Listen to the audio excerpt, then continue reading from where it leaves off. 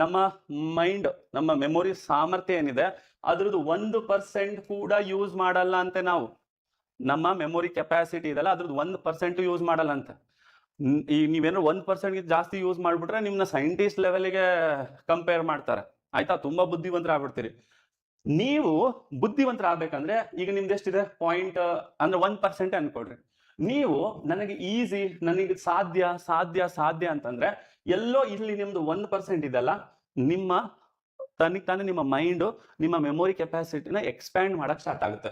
ಓಹ್, ನಾನು ಬುದ್ಧಿವಂತ, ನನ್ನ ನೆನಪಿನ ಶಕ್ತಿ ಅದ್ಭುತವಾಗಿದೆ, ನನ್ನ ಏಕಾಗ್ರ ಶಕ್ತಿ ಅದ್ಭುತವಾಗಿದೆ, ನಾನು ಸಾಧಕ, ಯಾವುದೇ ಕೆಲಸ ಹಿಡಿದ್ರು ಅದ್ಭುತವಾಗಿ ಮಾಡ್ತೀನಿ.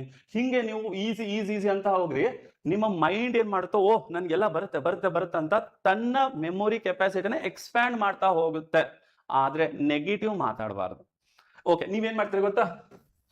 ಓದಿರ್ತೀರಾ, 1% ಅಷ್ಟೇ ನಿಮ್ ಮೆಮೊರಿ ಕೆಪಾಸಿಟಿ ಇದೆ. ಅಯ್ಯೋ ಓದಿದ್ ನೆನಪೇ ಇಲ್ಲ. ಮೈಂಡಿಗೆ ಏನ್ ಸಿಕ್ತು? ಒಂದು ಸಂದೇಶ ಸಿಕ್ತು.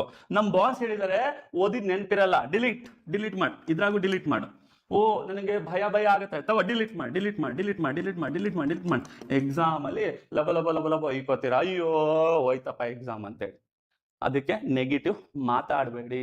ನೆಗೆಟಿವ್ ಮಾತಾಡೋದ್ರಿಂದ ನೀವೇ ನಿಮ್ಮ ಲೈಫನ್ನ ಹಾಳು ಮಾಡ್ಕೋತೀರಿ. ಓಕೆ, ಸೊ ಪ್ರಾಮಿಸ್ ಮಾಡಿ ಇನ್ಮೇಲಿಂದ ಸರ್ ನಾನು ಪಾಸಿಟಿವ್ ಮಾತಾಡ್ತೀನಿ, ನೆಗೆಟಿವ್ ಮಾತಾಡೋದಿಲ್ಲ ಅಂತ ಪ್ರಾಮಿಸ್ ಮಾಡ್ಬೇಕು. ಓಕೆ, ಸರಿ ಮಾಡ್ತೀರಲ್ಲ?